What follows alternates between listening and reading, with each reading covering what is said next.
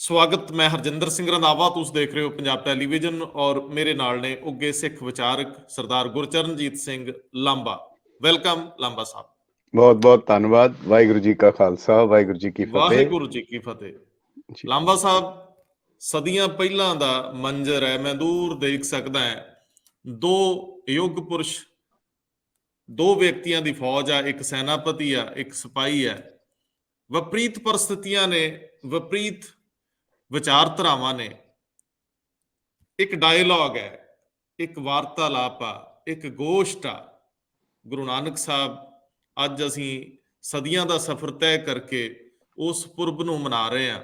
ਤੇ ਮੇਰੇ ਸਾਹਮਣੇ ਇਹ ਬਹੁਤ ਵੱਡਾ ਸਵਾਲ ਹੈ, ਅੱਜ ਜਦੋਂ ਚਾਰ ਲੋਕ ਨਿੱਠ ਕੇ ਬਹਿ ਕੇ ਆਪਣੇ ਹੀ ਲੋਕ ਵਿਚਾਰ ਨਹੀਂ ਕਰ ਪਾਉਂਦੇ, ਡਾਇਲੌਗ ਦੇ ਵਿੱਚ ਲੜ ਪੈਂਦੇ ਨੇ, ਉਦੋਂ ਮੁਸਲਮਾਨਾਂ ਨਾਲ, ਸਿੱਧਾਂ ਨਾਲ, ਜੋਗੀਆਂ ਨਾਲ, ਮਲੇਸ਼ ਭੂਮੀ, ਦੇਵ ਭੂਮੀ, ਉਲਟ ਹਾਲਾਤ ਗੁਰੂ ਨਾਨਕ ਸਾਹਿਬ ਪਹੁੰਚਦੇ ਨੇ, ਵਾਰਤਾ ਕਰਦੇ ਨੇ ਔਰ ਅੱਗੇ ਵੱਧਦੇ ਜਾਂਦੇ ਨੇ। ਦੋ ਹੀ ਵਿਅਕਤੀ ਸੀਗੇ, ਗੁਰੂ ਨਾਨਕ ਸਾਹਿਬ ਤੇ ਮਰਦਾਨਾ। ਮੈਂ ਜਾਣਨਾ ਚਾਹੁੰਦਾ ਕਿ ਉਹ ਕਿਹੜੀ ਤਾਕਤ ਸੀ, ਉਹ ਡਾਇਲੌਗ ਦਾ ਤਰੀਕਾਕਾਰ ਕੀ ਸੀਗਾ, ਉਹ ਵਾਰਤਾ ਕਿਸ ਤਰ੍ਹਾਂ ਦੀ ਸੀਗੀ ਕਿ ਦੂਜਿਆਂ ਨੂੰ ਮਨ ਨਾਲ ਜਿੱਤ ਲੈਣਾ, ਗੱਲ ਨਾਲ ਜਿੱਤ ਲੈਣਾ, ਡਾਇਲੌਗ ਦੇ ਵਿੱਚ, ਜਿੱਤੋਂ ਅਸੀਂ ਕੋਹਾਂ ਦੀ ਦੂਰੀ ਬਣਾ ਬੈਠੇ ਹਾਂ। ਤੇ ਇੱਕ ਹੋਰ ਸਵਾਲ ਜਿਹਾ ਖੜਾ ਹੁੰਦਾ ਹੈ, ਅਕਸਰ ਗੁਰੂ ਨਾਨਕ ਸਾਹਿਬ ਦੇ ਪੁਰਬ ਨੂੰ, ਗੁਰੂ ਨਾਨਕ ਸਾਹਿਬ ਦੇ ਜਨਮ ਨੂੰ ਕੱਤਕ ਦੀ ਪੁੰਨਿਆਂ ਦੇ ਵਿੱਚ ਅਸੀਂ ਮੰਨਦੇ ਹਾਂ ਔਰ ਜ਼ਿਕਰ ਆਉਂਦਾ ਰਿਹਾ, ਬਚਪਨ ਤੋਂ ਪੜ੍ਹਦੇ ਆਏ ਹਾਂ। ਅੱਜ ਅਸੀਂ ਮੱਗਰ 'ਚ ਵਿਚਰਦੇ ਪਏ ਹਾਂ, ਮੱਗਰ ਦੇ ਵਿੱਚ। ਸੋ ਮੈਨੂੰ ਦੱਸਿਓ ਜ਼ਰਾ, ਪਹਿਲਾਂ ਤਾਂ ਗੁਰੂ ਨਾਨਕ ਸਾਹਿਬ ਦਾ ਤਰੀਕਾਕਾਰ ਕੀ ਸੀਗਾ, ਤੇ ਦੂਜਾ ਜਿਹੜੀ ਪਰਿਸਥਿਤੀ 'ਚ ਅੱਜ ਅਸੀਂ ਖੜੇ ਹਾਂ, ਆਪਾਂ ਹੁਣ ਇਸ ਪੁਰਬ ਤੋਂ, ਇਸ ਗੁਰੂ ਨਾਨਕ ਸਾਹਿਬ ਦੇ ਦਿਨ ਤੋਂ ਕੀ ਸਿੱਖਿਆ ਲਈਏ। ਮੇਰੇ ਲਈ ਤਾਂ ਸਿੱਖਣ ਦਾ ਹੀ ਸਮਾਂ ਹੈ ਤੁਹਾਡੇ ਕੋਲੋਂ, ਕਿਉਂਕਿ ਤੁਹਾਡੇ ਕੋਲ ਸਾਖੀਆਂ ਵੀ ਨੇ, ਸੁਹਿਰਦਤਾ ਵੀ ਆ, ਵਿਜ਼ਨ ਵੀ ਆ। ਖੋਲ ਕੇ ਦੱਸਿਓ ਜ਼ਰਾ, ਮੈਂ ਤੇ ਮੇਰੇ ਵਰਗੇ ਅੱਜ ਦੇ ਦਿਨ ਨੂੰ ਕਿਵੇਂ ਲੈਣ। ਬਹੁਤ ਬਹੁਤ ਧੰਨਵਾਦ ਰੰਧਾਵਾ ਸਾਹਿਬ। ਸਤਿਗੁਰੂ ਸੱਚੇ ਪਾਤਸ਼ਾਹ ਸਾਹਿਬ ਸ੍ਰੀ ਗੁਰੂ ਨਾਨਕ ਦੇਵ ਜੀ ਮਹਾਰਾਜ ਦਾ ਪਾਵਨ ਪ੍ਰਕਾਸ਼ ਦਿਵਸ ਮਨਾ ਰਹੀ ਸਾਰੇ ਸੰਸਾਰ ਨੂੰ, ਸਾਰੇ ਜਗਤ ਨੂੰ, ਕਿਉਂਕਿ ਉਹ ਜ਼ਾਹਰ ਪੀਰ ਜਗਤ ਗੁਰ ਬਾਬਾ ਸੀ। ਤੇ ਉਹਨਾਂ ਦੇ ਪ੍ਰਕਾਸ਼ ਪੁਰਬ ਨੂੰ ਮਨਾਉਂਦਿਆਂ ਹੋਇਆਂ ਜਿਹੜਾ ਇਸ਼ਾਰਾ ਭਾਈ ਗੁਰਦਾਸ ਜੀ ਨੇ ਕੀਤਾ ਹੈ, ਕਾਰਤਿਕ ਮਾਸ ਰੁੱਤ ਸਰਦ ਪੂਰਨ ਮਾਸੀ, 8 ਜਾਮ 60 ਘੜੀ ਆਜ ਤੇਰੀ ਬਾਰੀ ਹੈ, ਅੱਜ ਤੇਰੇ ਪ੍ਰਕਾਸ਼ ਦਾ ਦਿਵਸ ਹੈ। ਸਾਹਿਬ ਸ੍ਰੀ ਗੁਰੂ ਨਾਨਕ ਦੇਵ ਜੀ ਨੂੰ ਅਗਰ ਜਾਣਨਾ ਹੋਏ ਤਾਂ ਮੈਨੂੰ ਬੜਾ ਪਿਆਰਾ ਲਫ਼ਜ਼ ਲੱਗਦਾ ਹੈ ਕਿ ਅਸੀਂ ਇੱਕ ਵਾਰੀ ਕਹੀਏ ਕਿ ਭਾਈ ਵੀਰ ਸਿੰਘ ਜੀ ਕਹਿੰਦੇ ਹੈ ਕਿ ਇਹ ਕਦੀ ਨਾ ਕਹੋ ਕਿ ਸਾਡਾ ਗੁਰੂ ਨਾਨਕ। ਕਹਿੰਦੇ ਮੈਂ ਯਕੀਨ ਨਾਲ ਕਹਿ ਸਕਦਾ ਕਿ ਤੁਸੀਂ ਇੱਕ ਵਾਰ ਉੱਚੀ ਆਵਾਜ਼ ਵਿੱਚ ਕਹੋ ਮੇਰਾ ਗੁਰੂ ਨਾਨਕ, ਦੇਖੋ ਤੁਹਾਡੇ ਅੰਦਰ ਝਰਨਾਹਟ ਪੈਦਾ ਹੋਏਗੀ। ਇੱਕ ਵਾਰ ਕਹਿ ਕੇ ਵੇਖੀਏ। ਹੁਣ ਪ੍ਰਕਾਸ਼ ਸ਼ਿਮਲਵੀ ਨੇ ਇਹਨਾਂ ਲਫ਼ਜ਼ਾਂ ਨੂੰ ਅੰਕਿਤ ਕੀਤਾ ਹੈ। ਉਹ ਕਹਿੰਦੇ ਤੈਨੂੰ ਕੀ ਦੱਸਾਂ ਮੇਰੇ ਬਾਦਸ਼ਾਹ, ਖੁਸ਼ ਨਸੀਬ ਹਾਂ ਕਿ ਮੇਰਾ ਸਾਈਂ ਹੈ ਤੂੰ, ਮੇਰੇ ਕੋਲ ਰਹਿਣਾ, ਮੇਰੇ ਵਿੱਚ ਵਸਣਾ, ਮੇਰੇ ਪਿੰਡ ਦਾ ਮੇਰਾ ਗਰਾਈ ਹੈ ਤੂੰ। ਹੁਣ ਇਹ ਜਿਹੜੇ ਲਫ਼ਜ਼ ਹੈ, ਇਹ ਕਿੰਨੀ ਨੇੜਤਾ ਹੈ, ਕਿੰਨੀ ਨਿਕਟ ਹੈ। ਤੁਸੀਂ ਦੋ ਮੁੱਦੇ ਉਠਾਏ ਹੈ ਕਿ ਇੱਕਦਮ ਵਿਪਰੀਤ ਪਰਿਸਥਿਤੀਆਂ ਦੇ ਵਿੱਚ, ਹਾਲਾਤ ਦੇ ਵਿੱਚ ਸਾਹਿਬ ਸ੍ਰੀ ਗੁਰੂ ਨਾਨਕ ਦੇਵ ਜੀ ਮਹਾਰਾਜ ਦੇ ਕੋਲ ਤਾਕਤ ਕਿਹੜੀ ਸੀ, ਉਹ ਕਿਹੜੀ ਸ਼ਕਤੀ ਸੀ ਜਿਸ ਦੇ ਨਾਲ ਉਹ ਸਾਰੀ ਜਗ੍ਹਾ ਗਏ, ਉਹਨਾਂ ਦੇ ਵਿਚਰੇ। ਤੇ ਉਹ ਗੱਲ ਜਿਹੜੀ ਹੈਗੀ ਹੈ, ਭਾਈ ਗੁਰਦਾਸ ਜੀ ਨੇ ਬੜੀ ਸੋਹਣੀ ਗਵਾਹੀ ਦਿੱਤੀ ਹੈ। ਸਤਿਗੁਰ ਨਾਨਕ ਪ੍ਰਗਟਿਆ, ਮਿਟੀ ਧੁੰਦ ਜਗ ਚਾਨਣ ਹੋਆ, ਜਿਉਂ ਕਰ ਸੂਰਜ ਨਿਕਲਿਆ, ਤਾਰੇ ਛਪੇ ਅੰਧੇਰ ਪਲੋਆ, ਸਿੰਘ ਬੁਕੇ ਮਿਰਗਾਵਲੀ ਭੰਨੀ ਜਾਏ ਨਾ ਧੀਰ ਧਰੋਆ। ਜਦੋਂ ਜਿਵੇਂ ਸ਼ੇਰ ਆ ਜਾਏ, ਬੁੱਕੇ ਗਰਜਦਾ ਹੈ, ਫਿਰ ਉਹ ਹਿਰਨਾਂ ਦੀਆਂ ਡਾਰਾਂ ਭੱਜੀਆਂ ਜਾਂਦੀਆਂ। ਇਹ ਹਾਲ ਗੁਰੂ ਨਾਨਕ ਦੇਵ ਜੀ ਦਾ ਸੀ। ਹੁਣ ਦੋ ਵਿਅਕਤੀ ਹਨ, ਤੁਰੇ ਹਨ। ਉਹ ਫੌਜ ਕਿਹੜੀ ਹੈ? ਬਹੁਤ ਸੁੰਦਰ ਤੇਜਾ ਸਿੰਘ ਸਾਬਰ ਪੰਥਕ ਕਵੀ ਲਿਖਦੇ ਹੈ, ਸੁੱਕੀ ਜੀ ਲੱਕੜੀ ਨੂੰ ਇੱਕ ਦੋ ਨੇ ਤਾਰਾਂ, ਜਦੋਂ ਨਾਲ ਗਾਵੇ ਨਸ਼ਾ ਹੁੰਦਾ ਜਾਂਦਾ ਹੈ, ਬੜੇ ਮਿੱਠੇ ਮਿੱਠੇ ਬੜੇ ਸੋਹਣੇ ਸੋਹਣੇ ਉਹ ਨਗਮੇ ਸੁਣਾਉਂਦਾ ਹੈ, ਕਰਤਾਰ ਕਰਤਾਰ ਕਰਤਾਰ ਕਹਿੰਦਾ, ਤੇ ਸੱਚਮੁੱਚ ਹੀ ਕਰਤਾ ਉਹ ਦਿਸਦਾ ਦਸਾਂਦਾ ਹੈ। ਹਾਂ ਜੀ, ਕਿਸੇ ਨੇ ਕਿਤੇ ਇਸ ਤਰ੍ਹਾਂ ਦਾ ਕੋਈ ਫਿਰਦਾ ਫਿਰਾਂਦਾ ਉਹ ਰਾਗੀ ਵੀ ਡਿੱਠਾ, ਕਿਉਂ ਜੀ ਕਿਸੇ ਨੇ ਕਿਤੇ ਇਸ ਤਰ੍ਹਾਂ ਦਾ ਕੋਈ ਫਿਰਦਾ ਫਿਰਾਂਦਾ ਰਬਾਬੀ ਵੀ ਡਿੱਠਾ। ਹੁਣ ਜਿਹੜੀ ਗੱਲ ਭਾਈ ਗੁਰਦਾਸ ਜੀ ਕਹਿ ਰਹੇ ਹੈ ਕਿ ਗੁਰੂ ਨਾਨਕ ਦੇਵ ਜੀ ਦੇ ਆਉਣ ਨਾਲ ਜਿਉਂ ਕਰ ਸੂਰਜ ਨਿਕਲਿਆ ਤਾਰੇ ਛਪੇ ਅੰਧੇਰ ਪਲੋਆ, ਇਹਦੇ ਵਿੱਚ ਰਾਜ਼ ਹੈ, ਰਮਜ਼ ਹੈ। ਦੇਖੋ ਸੂਰਜ ਹੈ ਉਹ ਸਾਡੇ ਸਾਰੇ ਦਿਨਚਰਿਆ ਦੇ ਕੰਮ ਕਰਦਾ ਹੈ, ਸਾਨੂੰ ਰੋਸ਼ਨੀ ਦਿੰਦਾ ਹੈ, ਤਪਸ਼ ਦਿੰਦਾ ਹੈ, ਸਾਡੀਆਂ ਫਸਲਾਂ ਪਕਾਉਂਦਾ ਹੈ, ਸਾਡੇ ਕੱਪੜੇ ਸੁਕਾਉਂਦਾ ਹੈ, ਸਾਡੀਆਂ ਸਾਰੀਆਂ ਜ਼ਰੂਰੀਅਤ ਪੂਰੀਆਂ ਕਰਦਾ ਹੈ। ਸੂਰਜ ਨਾਲੋਂ ਵੱਡੇ ਹਜ਼ਾਰਾਂ ਗੁਣਾ ਲੱਖਾਂ ਗੁਣਾ ਵੱਡੇ ਸਿਤਾਰੇ ਹੈ, ਲੱਖਾਂ ਗੁਣਾ ਤਾਕਤਵਰ ਹੈਗੇ ਹੈ, ਉਹਨਾਂ ਕੋਲ ਸਭ ਕੁਝ ਹੈਗਾ। ਪਰ ਦੋ ਚੀਜ਼ਾਂ ਹੈਗੀਆਂ, ਜਿਹੜਾ ਕੰਮ ਸੂਰਜ ਨੇ ਕਰਨਾ ਹੈ ਉਹ ਮਹਾਨ ਜਿਹੜੇ ਤਾਰੇ ਹੈ ਨਹੀਂ ਕਰ ਸਕਦੇ। ਭਾਈ ਗੁਰਦਾਸ ਕਹਿੰਦੇ ਹੈ ਕਿ ਇਸ ਤੋਂ ਪਹਿਲੇ ਇਸ ਭਾਰਤ ਭੂਮੀ ਦੇ ਉੱਤੇ ਜਾਂ ਇਸ ਸੰਸਾਰ ਦੇ ਵਿੱਚ, ਜਗਤ ਦੇ ਵਿੱਚ ਬੜੀਆਂ ਫਿਲਾਸਫੀ ਸਨ, ਬੜੇ ਫਲਸਫੇ ਸਨ। ਬਹੁਤ ਸੁੰਦਰ ਫਿਲਾਸਫੀ ਦਿੱਤੀ ਗਈ ਕਿ ਵਸੁਧੈਵ ਕੁਟੁੰਬਕਮ, ਸਾਰੀ ਧਰਤੀ ਇੱਕ ਪਰਿਵਾਰ ਹੈ। ਇਹ ਬੜੀ ਸੋਹਣੀ ਫਿਲਾਸਫੀ ਦਿੱਤੀ ਗਈ। ਰੱਬੁਲ ਆਲਮੀਨ, ਸਾਰੇ ਆਲਮ ਦਾ ਰੱਬ ਇੱਕ ਹੈ, ਇੱਕੋ ਹੈ। ਪਰ ਹੋਇਆ ਕੀ, ਇਹ ਚੀਜ਼ ਜਿਹਦੇ ਨਾਲ ਸਾਨੂੰ ਜੁੜਨਾ ਸੀ ਇਹਨੇ ਸਾਨੂੰ ਵੰਡ ਦਿੱਤਾ। ਇਹ ਇਤਨੀ ਵਿਪਰੀਤ ਹੋ ਗਈ। ਇਹ ਦੇਵ ਭੂਮੀ ਹੈ, ਮਲੇਛ ਭੂਮੀ ਹੈ, ਦੇਵ ਭਾਸ਼ਾ ਹੈ, ਮਲੇਛ ਭਾਸ਼ਾ ਹੈ। ਇਹਦੇ ਨਾਲ ਛੂ ਗਏ ਤੇ ਪਿੱਟਿਆ ਜਾਣਾ ਹੈ। ਉਹ ਵੰਡੀਆਂ ਪਾਉਂਦੇ ਪਾਉਂਦੇ ਆਪਣੇ ਵਿੱਚ ਵੀ ਵੰਡੀਆਂ ਪਾ ਲੀਆਂ। ਇਹ ਜ਼ਾਤ ਮਾੜੀ, ਰੰਗ ਮਾੜਾ, ਨਸਲ ਮਾੜੀ, ਦਿਨ ਮਾੜਾ, ਇਹ ਸਭ। ਮਗਰ ਗੁਰੂ ਸਾਹਿਬ ਨੇ ਸਾਰਿਆਂ ਨੂੰ ਲੈ ਕੇ ਕਿਹਾ, ਆਓ ਅਸੀਂ ਮੁੜ ਉਸੇ ਵੱਲ ਚੱਲੀਏ ਜਿਹੜਾ ਸਾਰਿਆਂ ਦਾ ਸੋਮ ਹੈ। ਜੇ ਸਾਡਾ ਕਰਤਾ ਪੁਰਖ ਉਹ ਹੈ, ਇਹ ਸਾਰੀ ਉਹਦੀ ਕਿਰਤ ਹੈ, ਫਿਰ ਉਹਦੀ ਕਿਰਤ ਨੂੰ ਮਾੜਾ ਕਹਿ ਕੇ ਤੁਸੀਂ ਕਰਤੇ ਦੀ ਖੁਸ਼ੀ ਨਹੀਂ ਲੈ ਸਕਦੇ। ਇਹ ਚੀਜ਼ ਸੀ। ਇਸ ਕਰਕੇ ਗੁਰੂ ਸਾਹਿਬ ਦੇ ਆਉਣ ਨਾਲ ਉਹ ਮਹਾਨ ਫਿਲਾਸਫੀਆਂ, ਉਹਨਾਂ ਨੇ ਕਿਸੇ ਨੂੰ ਰੱਦ ਨਹੀਂ ਕੀਤਾ, ਉਹਨਾਂ ਨੇ ਕਿਸੇ ਨੂੰ ਨਹੀਂ ਕਿਹਾ ਕਿਧਰੇ ਜਾ ਕੇ ਕਿ ਤੂੰ ਗਲਤ ਹੈ। ਉਹਨਾਂ ਨੇ ਇਹ ਕਿਹਾ ਕਿ ਇਹਦੇ ਐਸੈਂਸ ਨੂੰ ਸਮਝ, ਇਹਦੀ ਨਾਨਕ ਸੱਚੇ ਨਾਮ ਬਿਨ ਕਿਆ ਟਿੱਕਾ ਕਿਆ ਤੱਗ। ਉਹਨਾਂ ਨੇ ਇਹ ਗੱਲ ਕਹੀ, ਜੇ ਹੁਣ ਟਿੱਕਾ ਤੇ ਤੱਗ ਬਿਨਾ ਨਾਮ ਦੇ ਨਹੀਂ ਵੈਲਿਊ ਹੈ ਤੇ ਫਿਰ ਕਿਰਪਾਨ ਤੇ ਦਸਤਾਰ ਦੀ ਵੀ ਕੋਈ ਵੈਲਿਊ ਨਹੀਂ। ਇਹ ਬਾਅਦ ਵਿੱਚ ਗੁਰੂ ਗੋਬਿੰਦ ਸਿੰਘ ਸਾਹਿਬ ਦੇ ਰਹਿਤਨਾਮਿਆਂ ਵਿੱਚ ਵੀ ਆਇਆ। ਸੋ ਇਹ ਉਹਨਾਂ ਨੇ ਪੁਰਾਣੀ ਫਿਲਾਸਫੀ ਨੂੰ ਮਾਰਿਆ ਨਹੀਂ, ਉਹਨਾਂ ਨੇ ਉਹਨਾਂ ਨੂੰ ਯਾਦ ਕਰਾਇਆ ਕਿ ਉਹਦੇ ਵਿੱਚੋਂ ਤੁਸੀਂ ਸਮਝੋ ਕਿ ਉਹ ਚੀਜ਼ ਕੀ ਹੈਗੀ ਹੈ। ਹੁਣ ਜਦੋਂ ਗੁਰੂ ਸਾਹਿਬ ਤੁਰੇ ਹੈ ਤਾਂ ਉਹਨਾਂ ਨੇ ਖੁਦ ਲਿਖਿਆ, ਆਪਣੇ ਬਾਰੇ ਦੱਸਦੇ ਹੈ ਕਿ ਮੈਨੂੰ ਕਈਆਂ ਨੇ ਭੂਤਨਾ ਕਿਹਾ। ਇਹ ਤਾਂ ਭੂਤਨਾ ਹੈ। ਭੂਤਨਾ ਕੀ ਕਰਦਾ? ਕਿਸੇ ਦੇ ਅਕੀਦੇ ਦੇ ਉੱਤੇ ਉਸਦੇ ਤੇ ਸੱਟ ਮਾਰਦਾ। ਉਸ ਪੂਰਬ ਵੱਲ ਪਾਣੀ ਦੇ ਰਹੇ ਹੈ, ਪੱਛਮ ਵੱਲ ਦੇਣਾ ਸ਼ੁਰੂ ਕਰ ਦਿੱਤਾ। ਉਹ ਕਿਬਲੇ ਵੱਲ ਸਜਦਾ ਕਰਦੇ ਹੈ, ਉਧਰ ਲੱਤਾਂ ਕਰਕੇ ਪੈ ਗਏ। ਕੋਈ ਬਾਦਸ਼ਾਹਾਂ ਨੂੰ ਕਹਿੰਦਾ ਕਿ ਇਹਨਾਂ ਨਾਲ ਬੜੇ ਅਦਬ ਨਾਲ ਵਰਤੋ। ਤੁਹਾਨੂੰ ਨਹੀਂ ਪਤਾ ਕਿ ਦਿਲੀਸ਼ਵਰੋ ਜਗਦੀਸ਼ਵਰੋ, ਦਿੱਲੀ ਦੇ ਉੱਤੇ ਜਿਹੜਾ ਰਾਜਾ ਹੈ ਉਹ ਰੱਬ ਹੁੰਦਾ ਹੈ। ਤੇ ਗੁਰੂ ਨਾਨਕ ਸਾਹਿਬ ਕੀ ਕਹਿ ਰਹੇ ਹੈਗੇ ਹੈ? ਕਹਿੰਦੇ ਹੈ ਹਰਾਮੀ ਗਰੀਬੋਂ ਕੋ ਮਾਰੇ ਬਗੋਏ, ਹਾਕਮ ਕਹਾਵੇ ਹਕੂਮਤ ਨਾ ਹੋਏ। ਇਹ ਕਿਤਨੀ ਰਾਜੇ ਸ਼ੀ ਮੁਕੱਦਮ ਕੁੱਤੇ, ਪਾਪ ਕੀ ਜੰਜਲ ਹੈ ਕਾਬਲੋਂ ਤਾਇਆ। ਇਹ ਤਾਂ ਭੂਤਨਾ ਹੈ, ਬੇਤਾਲਾ ਹੈ, ਇਹਨੂੰ ਸੁਰਤਾਲ ਦਾ ਪਤਾ ਨਹੀਂ। ਲੋਕੀ ਕਹਿੰਦੇ ਆ ਕੋੜਿਆਂ ਦੇ ਕੋਲੋਂ ਦੂਰ ਹਟੋ। ਇਹ ਪ੍ਰੇਮੇ ਕੋੜੀ ਦੀ ਉਹਦੀ ਝੌਂਪੜੀ ਵਿੱਚ ਚਲਾ ਜਾਂਦਾ ਔਰ ਉਹਨੂੰ ਕਹਿੰਦਾ ਤੈਨੂੰ ਤਕਲੀਫ ਨਾ ਹੋਈ, ਜੈ ਤਨ ਬਾਣੀ ਵਿਸਰ ਜਾਏ, ਜੋ ਪੱਕਾ ਰੋਗੀ ਵਿਲਾਏ। ਜਿਸ ਸਰੀਰ ਨੂੰ ਬਾਣੀ ਵਿਸਰੇਗੀ, ਮਨ ਨੂੰ ਨਹੀਂ ਕਿਹਾ, ਸਰੀਰ ਨੂੰ ਵੀ ਬਾਣੀ ਅਗਰ ਵਿਸਰੇਗੀ ਉਹ ਪੱਕੇ ਰੋਗੀ ਦੀ ਤਰ੍ਹਾਂ ਹੋਏਗਾ। ਹੁਣ ਹਜ਼ੂਰ ਕਹਿ ਰਹੇ ਹੈ, ਕੋਈ ਆਖੇ ਭੂਤਨਾ, ਕੋ ਕਹੇ ਬੇਤਾਲਾ, ਕੋਈ ਆਖੇ ਆਦਮੀ ਨਾਨਕ ਵਿਚਾਰਾ। ਕਈ ਕਹਿੰਦੇ ਨਹੀਂ ਨਾ, ਇਹ ਤਾਂ ਵਿਚਾਰਾ ਆਦਮੀ ਹੈ, ਇਹ ਤਾਂ ਕਹਿੰਦਾ ਨਾ ਕੋ ਮੂਰਖ ਨਾ ਕੋ ਸਿਆਣਾ। ਇਹ ਤਾਂ ਕਹੀ ਜਾਂਦਾ ਔਰਤ ਮਰਦ ਬਰਾਬਰ ਹੈ, ਇਹ ਤਾਂ ਕਹੀ ਜਾਂਦਾ ਸਭ ਇੱਕੋ ਹੀ ਹੈ, ਕੋਈ ਵਿਤਕਰਾ ਨਹੀਂ, ਕੋਈ ਬਾਹਰੀ ਨਹੀਂ, ਕੋਈ ਬਾਹਰਲਾ ਨਹੀਂ। ਮਗਰ ਕਹਿੰਦੇ ਗੁਰੂ ਸਾਹਿਬ, ਨਾ ਮੈਂ ਭੂਤਨਾ, ਨਾ ਮੈਂ ਬੇਤਾਲਾ, ਨਾ ਮੈਂ ਵਿਚਾਰਾਂ, ਫਿਰ ਮੈਂ ਹਾਂ ਕੀ? ਕਹਿੰਦੇ ਪਿਆ ਦੀਵਾਨਾ ਸਾਹਕਾ, ਮੈਂ ਤਾਂ ਆਪਣੇ ਉਸ ਮਾਲਕ ਦਾ ਦੀਵਾਨਾ ਹਾਂ। ਮੈਂ ਪਿਆ ਦੀਵਾਨਾ ਸਾਹਕਾ ਨਾਨਕ ਬੌਰਾਨਾ, ਮੈਂ ਉਸ ਦੀ ਦੀਵਾਨਗੀ ਦੇ ਵਿੱਚ ਬੌਰਾਨਗੀ ਦੀ ਅਵਸਥਾ 'ਚ ਪਹੁੰਚ ਗਿਆ। ਹਉ ਹਰ ਬਿਨ ਅਵਰ ਨਾ ਜਾਨਾ। ਇਹ ਸੁਨੇਹਾ ਹੈ ਜਿਹੜਾ ਸਾਹਿਬ ਸ੍ਰੀ ਗੁਰੂ ਨਾਨਕ ਦੇਵ ਜੀ ਮਹਾਰਾਜ ਇਸ ਤਾਕਤ ਨੂੰ ਲੈ ਕੇ ਹਰ ਕਿਸੇ ਦੇ ਕੋਲ ਪਹੁੰਚੇ ਹੈ, ਉਹਨਾਂ ਨੂੰ ਇਹ ਸੁਨੇਹਾ ਦਿੱਤਾ। ਹੁਣ ਇਹ ਜਿਹੜੀ ਗੱਲ ਸੀ, ਇਸ ਨੂੰ ਫਿਰ ਇਕਬਾਲ ਨੇ ਵੀ ਕਿਹਾ, ਸ਼ਾਇਰੇ ਮਸ਼ਰਕ ਜਿਹਨੂੰ ਕਹਿੰਦੇ ਅਲਾਮਾ ਇਕਬਾਲ। ਫਿਰ ਉਠੀ ਆਖਰ ਸਦਾ ਕੀ ਤੌਹੀਦ ਸੇ ਪੰਜਾਬ ਸੇ, ਹਿੰਦ ਕੋ ਇੱਕ ਮਰਦੇ ਕਾमिल ਨੇ ਜਗਾਇਆ ਖਾਬ ਸੇ। ਇਹ ਜਿਹੜੀ ਵਹਦੀਅਤ ਹੈ, ਇੱਕ ਰੱਬ ਹੈ, ਇੱਕ ਰੱਬ ਨੂੰ ਮੰਨਣ ਦੀ ਗੱਲ ਹੈ। ਉਹਨਾਂ ਨੇ ਕਿਹਾ ਕਿ ਤੁਹਾਡੇ ਵੀ ਫਲਸਫੇ ਦੇ ਵਿੱਚ ਹੈ, ਉਹਨੂੰ ਭੁੱਲ ਚੁੱਕੇ ਹੋ। ਬਾਕੀ ਕਰਮ ਕਾਂਡ ਜਿਹੜੇ ਹੈਗੇ ਆ ਉਹ ਆਪਣੀ ਥਾਂ ਦੇ ਉੱਤੇ ਹੈ, ਉਹਨੂੰ ਜਿੱਦਾਂ ਮਰਜ਼ੀ ਤੁਸੀਂ ਕਹੀ ਜਾਓ।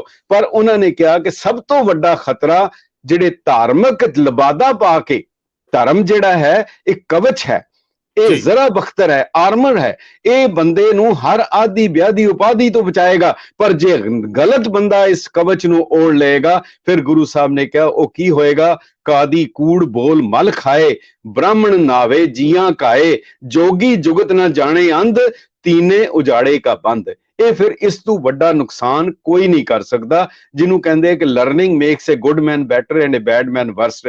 ਇਹੀ ਗੱਲ ਗੁਰੂ ਸਾਹਿਬ ਨੇ ਸਾਰੀ ਥਾਂ ਜਾ ਕੇ ਉਹਨਾਂ ਨੇ ਇਹ ਚੀਜ਼ ਜਿਹੜੀ ਸਮਝਾਈ। ਪਰ ਉਹਨਾਂ ਨੂੰ ਪਤਾ ਸੀ ਇਹ ਵਿਖੜਾ ਪੈਂਡਾ ਹੈ। ਇੱਕ ਗੱਲ ਉਹਨਾਂ ਨੇ ਕਹੀ, ਤੁਸੀਂ ਮੇਰੇ ਨਾਲ ਤੁਰਨਾ ਹੈ। ਹੁਣ ਕਈ ਕਹਿ ਦਿੰਦੇ ਆ, ਕਈ ਕਹਿੰਦੇ ਜੀ ਕਿ ਗੁਰੂ ਨਾਨਕ ਦੇਵ ਜੀ ਠੀਕ ਹੈ ਰਸਤਾ ਉਹਨਾਂ ਦਾ, ਗੁਰੂ ਗੋਬਿੰਦ ਸਿੰਘ ਜੀ ਦਾ ਔਖਾ ਹੈ। ਹੁਣ ਦੇਖ ਲਈਏ ਗੁਰੂ ਨਾਨਕ ਦੇਵ ਜੀ ਨੇ ਕਿਹੜਾ ਰਸਤਾ ਕਿਹਾ। ਉਹਨਾਂ ਨੇ ਕਿਹਾ ਕਿ ਜੋ ਤੋ ਪ੍ਰੇਮ ਖੇਲਣ ਕਾ ਚਾਓ, ਸਿਰ ਤਰ ਤਲੀ ਗਲੀ ਮੇਰੀ ਆਓ, ਇਤ ਮਾਰਗ ਪੈਰ ਧਰੀਜੈ, ਸਿਰ ਦੀਜੇ ਕਾਣ ਨਾ ਕੀਜੇ। ਇਹ ਗੁਰੂ ਨਾਨਕ ਦੇਵ ਜੀ ਦਾ ਪੈਗਾਮ ਹੈ। ਜੇ ਤੁਸੀਂ ਪ੍ਰੇਮ ਦੇ ਮਾਰਗ ਦੇ ਉੱਤੇ ਚੱਲਣਾ ਹੈ, ਪਿਆਰ ਦੇ ਮਾਰਗ ਦੇ ਉੱਤੇ ਚੱਲਣਾ ਹੈ, ਫਿਰ ਤੁਹਾਨੂੰ ਆਪਣਾ ਸਿਰ ਹਥੇਲੀ ਦੇ ਉੱਤੇ ਰੱਖਣਾ ਪਏਗਾ। ਹੁਣ ਇਹ ਪ੍ਰੇਮ ਦੀ ਗੱਲ ਕਰਨੀ ਤੇ ਨਾਲੇ ਸਿਰ ਹਥੇਲੀ ਤੇ ਰੱਖਣਾ। ਬਾਅਦ ਵਿੱਚ ਗੁਰੂ ਗੋਬਿੰਦ ਸਿੰਘ ਜੀ ਨੇ ਇਹੀ ਗੱਲ ਕਹੀ, ਜੇ ਤੁਸੀਂ ਪ੍ਰੇਮ ਕਰਨਾ ਹੈ, ਪਿਆਰੇ ਬਣਨਾ, ਫਿਰ ਆਓ ਆਪਣਾ ਸਿਰ ਇਸ ਤਲਵਾਰ ਦੇ ਥੱਲੇ ਦੇ ਦਿਓ। ਬਿਲकुल ਪਿੰਨ ਪਿੰਨ ਸਭ ਹੂੰ ਕਰ ਜਾਨਾ, ਏਕ रूप किन्हू पहचाना। कोई फर्क नहीं है, हमू गुरु गोबिंद सिंह, हमू नानक अस्त, हमू रतन जोहर, हमू माणक अस्त। सो ਇਹ ਤਰੀਕਾਕਾਰ ਸੀ। ਇਸ ਢੰਗ ਦੇ ਨਾਲ ਅਸੀਂ ਫਿਰ ਜਿਵੇਂ ਤੁਸੀਂ ਕਹੋਗੇ, ਉਹਨਾਂ ਨੇ ਜਾ ਕੇ ਡਾਇਲੌਗ ਕੀਤਾ ਕੀ ਤੇ ਕਿਹਾ ਕੀ, ਕਿਉਂਕਿ ਇਸ ਤੋਂ ਪਹਿਲੇ ਜਿਹੜੀ ਮੈਂ ਦੱਸਿਆ ਸ਼ਾਸਤਰਾਰਥ ਸੀ ਹਿੰਦੁਸਤਾਨ ਦੇ ਵਿੱਚ। ਸ਼ਾਸਤਰਾਰਥ ਦੇ ਵਿੱਚ ਕੀ ਹੁੰਦਾ ਸੀ ਕਿ ਜਿਹੜਾ ਜਿੱਤ ਗਿਆ ਉਹ ਦੂਜੇ ਦੇ ਕੱਪੜੇ ਲਾ ਲਓ, ਉਹਦਾ ਝੰਡਾ ਲੈ ਲਓ, ਉਹਦੀਆਂ ਪੋਥੀਆਂ ਲੈ ਲਓ। ਔਰ ਜਿਹੜਾ ਅਗਰ ਇਹ ਹੋ ਗਿਆ, ਨਹੀਂ ਹੁੰਦਾ, ਤੇ ਦੂਜਾ ਸੀਗਾ ਸਮਝੌਤਾਵਾਦ, ਕੰਪਰੋਮਾਈਜ਼। ਗੁਰੂ ਨਾਨਕ ਦੇਵ ਜੀ ਨੇ ਕਿਧਰੇ ਵੀ ਸਾਰੇ ਜੀਵਨ ਕਾਲ ਵਿੱਚ ਕਿਧਰੇ ਸ਼ਾਸਤਰਾਰਥ ਨਹੀਂ ਕੀਤਾ, ਡਿਬੇਟ ਨਹੀਂ ਕੀਤੀ, ਡਿਸਕਸ ਕੀਤਾ, ਗੋਸ਼ਟੀ ਕੀਤੀ ਹੈ, ਗੱਲਬਾਤ ਕੀਤੀ ਹੈ। ਉਹਨਾਂ ਨੇ ਗੱਲਬਾਤ ਤੋਂ ਨਹੀਂ ਭੱਜੇ ਹੈਗੇ। ਗੱਲਬਾਤ ਕਰਕੇ ਉਹਨਾਂ ਨੇ ਹਰ ਇੱਕ ਨੂੰ ਉਹਨਾਂ ਦਾ ਰੂਪ, ਉਹਨਾਂ ਦਾ ਚਿਹਰਾ ਜਿਹੜਾ ਉਹਨਾਂ ਦੀ ਫਿਲਾਸਫੀ ਦੇ ਰਾਹੀਂ ਉਹਨਾਂ ਨੇ ਉਹਨਾਂ ਨੂੰ ਸਮਝਾਉਣ ਦੀ ਕੋਸ਼ਿਸ਼ ਕੀਤੀ। ਮੈਨੂੰ ਲਾਂਬਾ ਸਾਹਿਬ ਇਹ ਜ਼ਰੂਰ ਦੱਸਦੇ ਜਾਓ ਕਿ ਅੱਜ ਹਰ ਪਾਸੇ ਡਿਬੇਟ ਹੈ, ਅੱਜ ਹਰ ਪਾਸੇ ਡਿਬੇਟ ਹੈ। ਆਖਰ ਗੁਰੂ ਨਾਨਕ ਸਾਹਿਬ ਨੇ ਡਿਬੇਟ ਤੋਂ ਦੂਰੀ ਬਣਾ ਕੇ ਰੱਖੀ ਜੀ, ਲੇਕਿਨ ਡਾਇਲੌਗ ਉਹਦੇ ਵਿੱਚ ਵਿਸ਼ਵਾਸ ਰੱਖਿਆ। ਇਹਦਾ ਕਾਰਨ ਕੀ ਸੀ? ਤੁਹਾਨੂੰ ਕੀ ਲੱਗਦਾ ਅੱਜ ਦੇ ਦਿਨ 'ਚ ਜੇ ਸਮਝਣਾ ਹੋਵੇ ਗੁਰੂ ਨਾਨਕ ਸਾਹਿਬ ਦੀ ਅਵਸਥਾ ਨੂੰ? ਮੇਰੇ ਖਿਆਲ ਵੈਸੇ ਤਾਂ ਔਖਾ ਹੈ, ਇਹ ਸਵਾਲ ਹੀ ਮੈਨੂੰ ਕਰਨਾ ਜਿਹੜਾ ਨਹੀਂ ਚਾਹੀਦਾ ਕਿ ਗੁਰੂ ਨਾਨਕ ਸਾਹਿਬ ਨੂੰ ਉਹਨਾਂ ਦੇ ਸੰਦਰਭ 'ਚ ਹੀ ਸਮਝਣਾ, ਉਹ ਤਾਂ ਔਖਾ ਹੈ। ਉਹ ਰੱਬੀ ਰੂਹ ਹੈ। ਲੇਕਿਨ ਜੇ ਸ਼ਬਦ ਦੇ ਰੂਪ ਦੇ ਵਿੱਚ, ਉਪਲਬਧ ਉਹਨਾਂ ਦੀ ਬਾਣੀ ਦੇ ਰੂਪ ਦੇ ਵਿੱਚ ਉਹਨਾਂ ਨੂੰ ਸਮਝਣਾ ਹੋਵੇ ਤਾਂ ਤੁਸੀਂ ਕਿੰਨਾ ਕੁ ਸਮਝ ਸਕੇ, ਮੈਨੂੰ ਸਮਝਾਇਓ ਜ਼ਰਾ। ਬੜੀ ਜਿਵੇਂ ਅਸੀਂ ਗੱਲ ਕਰ ਰਹੇ ਹਾਂ, ਸਮਝਣ ਦੀ ਕੋਸ਼ਿਸ਼ ਕਰ ਰਹੇ ਹਾਂ ਕਿ ਜਦੋਂ ਡਿਬੇਟ ਹੁੰਦਾ ਹੈ, ਉਹ ਡਿਬੇਟ ਦੇ ਵਿੱਚ ਅਸੀਂ ਕਿਧਰੇ ਦੇ ਕਿਧਰੇ ਪਹੁੰਚ ਜਾਂਦੇ ਹਾਂ, ਇੱਕ ਹਉਮੈ ਨੂੰ ਪੱਠੇ ਪੈਂਦੇ ਹੈ, ਔਰ ਉਹਦੇ ਬਾਅਦ ਉਹ ਲੜਾਈ ਝਗੜੇ ਤੱਕ ਹਾਲਤ ਹੁੰਦੀ ਹੈ। ਸਾਡੀਆਂ ਉਹ ਸੰਸਥਾਵਾਂ ਜਿਹਦੇ 'ਚ ਗੱਲਬਾਤ ਹੋਣੀ ਚਾਹੀਦੀ ਸੀ, ਜਿਹਦੇ 'ਚ ਗੋਸ਼ਟੀ ਹੋਣੀ ਚਾਹੀਦੀ ਸੀ, ਉੱਥੇ ਵੀ ਅਸੀਂ ਉਹ ਚੀਜ਼ ਨਹੀਂ ਅਪਣਾ ਸਕੇ। ਹੁਣ ਸਾਹਿਬ ਸ੍ਰੀ ਗੁਰੂ ਨਾਨਕ ਦੇਵ ਜੀ ਮਹਾਰਾਜ ਜਦੋਂ ਜਾਂਦੇ ਹੈ, ਡਿਬੇਟ ਕਰਦੇ ਹੈ, ਡਿਸਕਸ਼ਨ ਕਰਦੇ ਹੈ, ਕਿਸ ਤਰੀਕੇ ਨਾਲ ਕਰਦੇ ਹੈ ਉਹ ਮੈਂ ਦੱਸਾਂਗਾ। ਪਰ ਉਹਦੇ ਨਾਲ ਇੱਕ ਉਹਨਾਂ ਦਾ ਹੋਰ ਤਰੀਕਾਕਾਰ ਬੜਾ ਕਮਾਲ ਦਾ, ਬਹੁਤ ਕਮਾਲ ਦਾ। ਜਦੋਂ ਗੁਰੂ ਸਾਹਿਬ ਸੁਮੇਰ ਪਰਬਤ ਦੇ ਉੱਤੇ ਗਏ ਆ, ਹੁਣ ਉਹ ਜੋਗੀ ਹੈ, ਉਹ ਘਰੋਂ ਛੱਡ ਚੁੱਕੇ ਹੈ, ਘਰ-ਬਾਰ ਛੱਡ ਚੁੱਕੇ ਹੈ, ਘਰ-ਬਾਰ ਨੂੰ ਤਿਆਗ ਚੁੱਕੇ ਹੈ। ਹੁਣ ਜਦੋਂ ਉੱਤੇ ਜਾਂਦੇ ਹੈ ਤਾਂ ਉਹ ਹੁਣ ਦੋ ਹੈ। ਜਨਮ ਸਾਖੀ 'ਚ ਬੜਾ ਪਿਆਰਾ ਲਿਖਿਆ, ਇੱਕ ਬਾਬਾ ਹੈ ਕਹਿੰਦਾ, ਇੱਕ ਉਹਨਾਂ ਦੇ ਨਾਲ ਮਰਦਾਨਾ ਹੈ, ਤੇ ਕਹਿੰਦਾ ਬਾਬੇ ਨੇ ਚਮੜੇ ਦੇ ਕੱਪੜੇ ਪਾਏ ਹੈ, ਹੱਥ ਵਿੱਚ ਕੁਹਾੜੀ ਹੈ ਤੇ ਕਮਰੇ 'ਚ ਰੱਸੇ ਲਿਪਟੇ ਆ। ਹੁਣ ਦੇਖੋ ਮਾਊਂਟੇਨੀਅਰ ਦੀ ਡਰੈਸ ਹੈ। ਹੁਣ ਜਦੋਂ ਉੱਤੇ ਪਹੁੰਚਦੇ ਆ ਤੇ ਉਹ ਬੜੇ ਹੈਰਾਨ ਹੁੰਦੇ ਆ ਕਿ ਤੂੰ ਕਿੱਦਾਂ ਇੱਥੇ ਪਹੁੰਚ ਗਿਆ ਜੀ, ਅਸੀਂ ਤੇ ਉੱਥੋਂ ਛੱਡ ਕੇ ਆ ਗਏ। ਮਾਤ ਲੋਕ ਵਿੱਚ ਕੀ ਹਾਲਤ ਹੈ, ਸਾਡੇ ਪਿੱਛੇ ਪੰਜਾਬ ਦਾ, ਲੋਕਾਂ ਦਾ, ਸਾਡੇ ਪਰਿਵਾਰਾਂ ਦਾ ਕੀ ਹਾਲ ਹੈ। ਹਜ਼ੂਰ ਨੇ ਕਿਹਾ, ਕਹਿੰਦੇ ਤੁਹਾਡੇ ਮਾਂ-ਬਾਪ ਰੋਂਦੇ ਪਏ ਐ, ਬੱਚੇ ਤੁਹਾਡੇ ਰੋਂਦੇ ਪਏ ਐ। ਕੈਸਾ ਵਿਅਕਤੀ ਹੈ ਜਿਹੜਾ ਨਾਨਕ ਜਿਹੜਾ ਹੈਗਾ, ਜਿਹੜਾ ਸਭ ਕੁਝ ਛੱਡ ਚੁੱਕਾ ਹੈਗਾ, ਉਹ ਆਪਣਾ ਫਰਜ਼ ਛੱਡ ਚੁੱਕਾ ਹੈ। ਜੋਗ ਨਾ ਪਾਇਆ ਜੁਗਤ ਗਵਾਈ, ਕਿਤ ਕਾਰਨ ਸਿਰ ਛਾਈ ਪਾਈ, ਕਿਉਂ ਆਪਣੇ ਸਿਰ ਸਵਾ ਪਾਈ ਜੇ। ਹੁਣ ਜਦੋਂ ਉਹਨਾਂ ਨਾਲ ਗੱਲਬਾਤ ਕੀਤੀ ਤੇ ਉਹਦੇ 'ਚ ਲਿਖਿਆ ਹੈ ਕਿ ਇੱਕ ਕੋਈ ਜੋਗੀ ਸੀਗਾ ਤੇ ਉਹ ਬੜਾ ਝੂਮਦਾ ਝਾਮਦਾ ਅੱਗੇ ਵਧਿਆ, ਬੜੇ ਗੁੱਸੇ 'ਚ ਵਧਿਆ। ਕਿਉਂਕਿ ਗੁਰੂ ਨਾਨਕ ਦੇਵ ਜੀ ਨੇ ਕਿਹਾ, ਕਹਿੰਦੇ ਕਿ ਉਹ ਕਹਿਣ ਲੱਗੇ ਕਿਉਂ ਤੂੰ ਸਾਡੇ ਵਧੀਆ ਅਸੀਂ ਬੈਠੇ ਸੀ ਤੇ ਤੂੰ ਕਿਉਂ ਦੁੱਧ ਵਿੱਚ ਕਾਂਜੀ ਪਾਈ? ਤੇ ਹਜ਼ੂਰ ਨੇ ਕਿਹਾ ਤੇਰੀ ਮਾਂ ਕੁਚੱਜੀ ਆਹੀ, ਤੇਰੀ ਮਾਂ ਜਿਹੜੀ ਮੱਤ ਹੈ ਤੇਰੀ ਉਹੀ ਕੁਚੱਜੀ ਸੀ ਜਿਹਨੇ ਤੈਨੂੰ ਇੱਥੇ ਪਹੁੰਚਾ ਦਿੱਤਾ। ਤੇਰੇ ਜਿਹੜੇ ਪਰਿਵਾਰ ਰੋਂਦੇ ਪਏ ਹੈ, ਬੱਚੇ ਤੇਰੇ ਰੋਂਦੇ ਪਏ ਹੈ, ਕਿਤ ਕਾਰਨ ਸਿਰ ਛਾਈ ਪਾਈ। ਹੁਣ ਉਹਦੇ ਵਿੱਚ ਲਿਖਿਆ ਹੈ ਕਿ ਇੱਕ ਜਦੋਂ ਜੋਗੀ ਝੂਮਦਾ ਝਾਮਦਾ ਆਇਆ ਤੇ ਸਾਖੀ 'ਚ ਬੜਾ ਕਮਾਲ ਹੈ, ਭਾਈ ਮਰਦਾਨਾ ਜੀ ਕਹਿਣ ਲੱਗੇ, ਕਹਿੰਦਾ ਬਾਬਾ ਇਹਦੇ ਨਾਲ ਮੈਂ 2 ਹੱਥ ਕਰਾਂ? ਤੇ ਗੁਰੂ ਨਾਨਕ ਸਾਹਿਬ ਮੁਸਕਰਾ ਪਏ, ਕਹਿਣ ਲੱਗੇ ਅਸੀਂ ਇੱਥੇ ਗੋਸ਼ਟੀ ਕਰਨ ਆਏ ਹਾਂ, ਕੁਸ਼ਤੀ ਕਰਨ ਨਹੀਂ ਆਏ। ਉਹਦੇ ਵਿੱਚੋਂ ਇੱਕ ਸਿੱਧ ਨੇ ਕਿਹਾ, ਜਿਹੜਾ ਤੁਹਾਡਾ ਸਵਾਲ ਸੀਗਾ, ਉਹ ਕਹਿਣ ਲੱਗੇ ਜੀ ਕਿ ਸੰਸਾਰ ਨੂੰ ਕਿੱਦਾਂ ਪਾਰ ਉਤਾਰਿਆ ਜਾ ਸਕਦਾ। ਹੁਣ ਸਤਿਗੁਰੂ ਸਮਝ ਰਹੇ ਹੈ ਕਿ ਇਹ ਹੁਜਤ ਕਰਦਾ ਪਿਆ। ਹੁਣ ਜਿੱਥੇ ਹੁਜਤ ਹੈਗੀ ਹੈ ਉਹਦਾ ਜਵਾਬ ਗੁਰੂ ਸਾਹਿਬ ਨੇ ਕਿੰਨਾ ਕਮਾਲ ਦਿੱਤਾ। ਕਹਿਣ ਲੱਗੇ ਆਪੇ ਆਖੇ ਆਪੇ ਸਮਝੇ ਤਿਸ ਕਿਆ ਉੱਤਰ ਦੀਜੇ, ਸਾਚ ਕਹੋ ਤੁਮ ਪਾਰ ਗ੍ਰਾਮੀ ਤੁਝ ਕਿਆ ਬੈਸਣ ਦੀਜੇ। ਮਹਾਰਾਜ ਤੁਸੀਂ ਤੇ ਪਹਿਲਾਂ ਹੀ ਪਹੁੰਚੇ ਹੋਏ ਹੋ, ਤੁਹਾਨੂੰ ਮੈਂ ਕੀ ਤੁਹਾਨੂੰ ਜਵਾਬ ਦਿਆਂ। ਜਿਹੜੀ ਗੱਲ ਤੁਸੀਂ ਕਹਿ ਰਹੇ ਹੋ ਸ਼ਬਦ ਕਿਹੜਾ ਤਰੀਕਾ ਦੱਸਿਆ? ਇੱਕ ਸਿੱਖ ਨੇ ਪੁੱਛਿਆ ਸੀ, ਸੱਚੇ ਪਾਤਸ਼ਾਹ ਕਿਵੇਂ ਹੋਏ ਕਿ ਅਸੀਂ ਤੁਹਾਡੇ ਨਾਲ ਹਮੇਸ਼ਾ ਜੁੜੇ ਰਹੀਏ? ਸਤਿਗੁਰੂ ਨੇ ਕਿਹਾ, ਕਹਿੰਦੇ ਸਰੀਰ ਨਾਲ ਜੁੜੋਗੇ ਵਿਛੜ ਜਾਓਗੇ, ਸ਼ਬਦ ਨਾਲ ਜੁੜੋ ਹਮੇਸ਼ਾ ਜੁੜੇ ਰਹੋਗੇ। ਇਹ ਢੰਗਕਾਰ, ਇਹ ਤਰੀਕਾ ਜਿਹੜਾ ਉਹਨਾਂ ਨੇ ਦੱਸਿਆ, ਉਹਨਾਂ ਦੀ ਬਾਣੀ ਦੇ ਵਿੱਚੋਂ ਉਹ ਸਾਨੂੰ ਮਿਲੇਗਾ। ਹੁਣ ਜਿਵੇਂ ਕੁਝ ਮੈਂ ਤੁਹਾਨੂੰ ਦੱਸਣਾ ਚਾਹਾਂਗਾ, ਜਿਵੇਂ ਗੁਰੂ ਸਾਹਿਬ ਗਏ ਹੈ ਔਰ ਕਿਸ ਤਰੀਕੇ ਦੇ ਨਾਲ ਗਏ ਹੈ। ਸਭ ਤੋਂ ਪਹਿਲਾਂ ਜਿਹੜਾ ਉਹਨਾਂ ਦਾ ਗੋਸ਼ਟੀ ਹੈ ਜਾਂ ਡਾਇਲਾਗ ਹੈਗਾ, ਉਹ ਹੈਗਾ ਜਦੋਂ ਗੁਰੂ ਸਾਹਿਬ ਨੂੰ ਜਨੇਊ ਪਾਉਣ ਲੱਗੇ।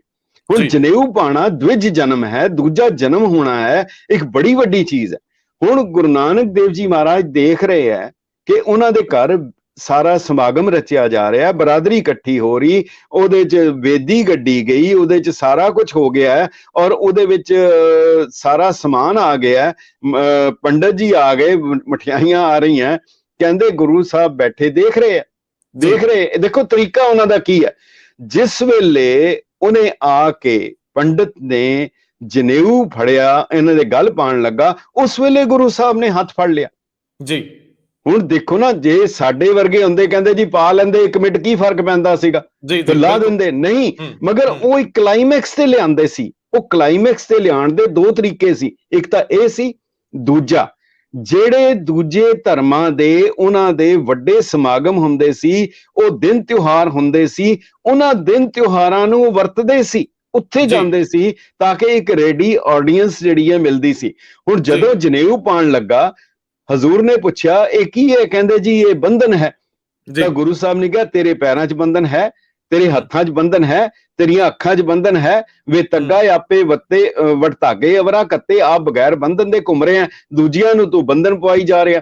ਹੁਣ ਉੱਥੇ ਬਹੁਤ ਸੁੰਦਰ ਪ੍ਰੋਫੈਸਰ ਮੋਹਨ ਸਿੰਘ ਨੇ ਲਿਖਿਆ, ਕਹਿੰਦਾ ਜੀ ਪਿਆਰ ਨਾਲ ਸਮਝਾਇਆ। ਦੇਖੋ ਇਹੀ ਹਾਲ ਹੋਏਗਾ ਨਾ, ਇਹ ਨਜ਼ਾਰਾ ਖਿੱਚਦਾ। ਕਹਿੰਦਾ ਪਿਆਰ ਨਾਲ ਸਮਝਾਇਆ, ਮੁੜ ਮੁੜ ਹਰੀ ਦਿਆਲ, ਤੇ ਪਿਓ ਨੇ ਧਮਕਾਇਆ, ਕੱਢ ਕੇ ਅੱਖਾਂ ਲਾਲ, ਪਰ ਬਾਬਾ ਨਾ ਡੋਲਿਆ, ਕਾਇਮ ਰੱਖਿਆ ਚਿੱਤ, ਐਸੀ ਜੀਵਨ ਘੋਲ ਵਿੱਚ ਉਸ ਦੀ ਪਹਿਲੀ ਜਿੱਤ।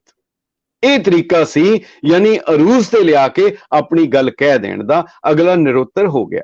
ਗੁਰੂ ਸਾਹਿਬ ਗਏ ਹੈ ਸੁਲਤਾਨਪੁਰ ਲੋਧੀ, ਭੈਣ ਦੇ ਕਰ ਰਹੇ ਹੈ, ਵੱਡੀ ਭੈਣ ਦੇ ਕਰ ਰਹੇ ਹੈ। ਉੱਥੇ ਜਾ ਕੇ ਉਹਨਾਂ ਨੇ ਨੌਕਰੀ ਕੀਤੀ ਹੈ ਸੁਲਤਾਨਪੁਰ ਲੋਧੀ। ਬੜੀ ਕਮਾਲ ਦੀ ਵਾਰਤਾ ਹੈ। ਜਦੋਂ ਨਵਾਬ ਸਾਹਿਬ ਕੋਲ ਗਏ ਹੈ ਤਾਂ ਉਹਨਾਂ ਨੇ ਭਾਈਆ ਜੈ ਰਾਮ, ਉਹਨਾਂ ਦੇ ਬਹਿਨੋਈ, ਉਹ ਕਹਿਣ ਲੱਗੇ ਨਵਾਬ ਸਾਹਿਬ ਇਹ ਮੇਰਾ ਸਾਲਾ ਹੈ, ਨਾਨਕ ਹੈ। ਤੇ ਉਹਦੇ 'ਚ ਲਿਖਿਆ ਹੈ, ਨਵਾਬ ਸਾਹਿਬ ਕਹਿਣ ਲੱਗੇ ਜਾਤਕ ਭਲਾ ਲੱਗਦਾ, ਭਲਾ ਲੱਗਦਾ। ਤੇ ਗੁਰੂ ਸਾਹਿਬ ਚੁੱਪ ਕਰਕੇ ਖੜੇ ਹੈ, ਚੜ੍ਹਦੀ ਜਵਾਨੀ ਹੈ, ਚੜ੍ਹਦੀ ਜਵਾਨੀ ਹੈ, ਨੌਕਰੀ ਕਰਨ ਆਏ ਹੈ, ਦੱਸਿਆ ਗਿਆ ਸਾਹਮਣੇ ਨਵਾਬ ਸਾਹਿਬ ਹੈ। ਹੁਣ ਆਮ ਬੰਦਾ ਕਿਵੇਂ ਕਰਦਾ, ਪਰ ਗੁਰੂ ਸਾਹਿਬ ਚੁੱਪ ਕਰਕੇ ਖੜੇ ਹੈ। ਉਹ ਵਜ਼ੀਰ ਬੜਾ ਪਰੇਸ਼ਾਨ ਹੋਇਆ, ਕਹਿੰਦਾ ਨਾਨਕ ਸਲਾਮ ਕਰ, ਝੁੱਕ ਕੇ ਸਲਾਮ ਕਰ, ਇਹ ਨਵਾਬ ਸਾਹਿਬ ਹੈਗੇ ਆ ਜੀ। ਤੇ ਗੁਰੂ ਸਾਹਿਬ ਕਹਿਣ ਲੱਗੇ ਹਲਾ ਹਲਾ, ਬਸ ਇੰਨਾ ਕਿਹਾ। ਉਹ ਕਹਿੰਦਾ ਨਾਨਕ ਸਲਾਮ ਕਰ। ਹੁਣ ਜਿਹੜੀ ਗੱਲ ਗੁਰੂ ਨਾਨਕ ਦੇਵ ਜੀ ਨੇ ਕਹੀ ਹੈ, ਉਹ ਕਹਿਣ ਲੱਗੇ ਆਤਮਾ ਬੂਤ ਸਲਾਮ ਮੀ ਕਰਤ, ਗਰਦਨ ਬੇਤਮਾ ਬੁਲੰਦ ਬੁਬਦ। ਜਿਸ ਆਦਮੀ 'ਚ ਤਮਾ ਹੋਏਗੀ, ਜਿਸ ਬੰਦੇ ਦੇ ਵਿੱਚ ਲਾਲਚ ਹੋਏਗਾ, ਉਹ ਬੰਦੇ ਦੀ, ਉਸ ਬੰਦੇ ਦੀ ਗਰਦਨ ਝੁਕੇਗੀ। ਜਿਸ ਬੰਦਾ ਬੇਤਮਾ ਹੋਏਗਾ, ਉਹਦੀ ਗਰਦਨ ਕਦੀ ਨਹੀਂ ਝੁਕੇਗੀ। ਜਾਨਵਰ ਦੀ ਗਰਦਨ ਨੀਵੀਂ ਹੈ, ਇਨਸਾਨ ਦੀ ਗਰਦਨ ਬੁਲੰਦ ਹੈ, ਔਰ ਇਸ ਬੁਲੰਦੀ ਨੂੰ ਕਾਇਮ ਰੱਖਣਾ ਜਾਨਵਰਪੁਣੇ ਤੋਂ ਦੂਰ ਜਾਣਾ। ਇਹ ਗੁਰੂ ਨਾਨਕ ਦੇਵ ਜੀ ਦਾ ਉਹ ਸੁਨੇਹਾ ਸੀ। ਹੁਣ ਉਹਨਾਂ ਨੇ ਨਵਾਬ ਨੂੰ ਸਲਾਮ ਨਹੀਂ ਕੀਤੀ ਹੈ, ਔਰ ਇਸ ਤੋਂ ਬਾਅਦ ਸਿੱਖ ਇਤਿਹਾਸ ਦੇ ਵਿੱਚ ਵੀ ਆਂਦਾ ਹੈ ਸਿੱਖਾਂ ਨੇ ਸਲਾਮ ਨਹੀਂ ਕੀਤੀ। ਜਦੋਂ ਮਿਲੇ ਹੈ ਉਸ ਨੂੰ ਸ਼ਾਹ ਆਲਮ ਨੂੰ, ਤੇ ਉੱਥੇ ਉਹਨਾਂ ਦੀ ਲਿਖਤੀ ਇੱਕ ਸ਼ਰਤ ਸੀ, ਕੋਈ ਸਿੱਖ ਕਿਸੇ ਮੁਗਲ ਨੂੰ ਸਲਾਮ ਨਹੀਂ ਕਰੇਗਾ।